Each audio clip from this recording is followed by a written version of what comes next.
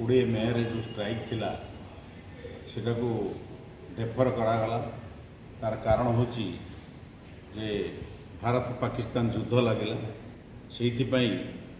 आम स्ट्राइक जुलाई 9 को डेफर करूँ। जुलाई 9 रे सर्वभारतीय स्तर में ये धर्मघट को सफल करने राज्य स्तर में और केंद्र स्तर में श्रमिक संगठन तरफ 10टी संगठन केंद्रीय श्रमिक संगठन ए लड़ाई रे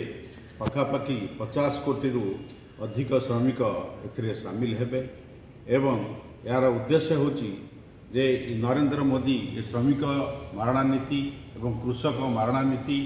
घरेकरण आउटसोर्सिंग माध्यम प्रत्येक ऑर्गेनाइजेशन को बिक्री करवा पुंजीपति मान हाथ में बिक्री करवा कॉर्पोरेट हाउस हाथ में बिक्री करवा ताको विरोध करुचु एवं सर्वनिम्न मजूरी 26,000 प्रदान करा जाऊ एवं ओल्ड पेंशन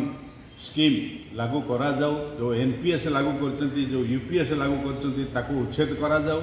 आ श्रम कोड जो 44टी श्रम कोड आमर थिला ताको उच्छेद करी से 4टी श्रम कोड इम्प्लीमेंट करिया पई विपुल चेष्टा करुच्ची केंद्र सरकार ताकू मध्य आम विरोध करुचु एवं 9,000 टंका मिनिमम पेंशन सर्वभारतीय स्तर में जे जो श्रमिक थाउंतु ना कहीं समस्त लागू करा जाऊ। यही दाबी नहीं आम राजरास्ता को 9 जुलाई रे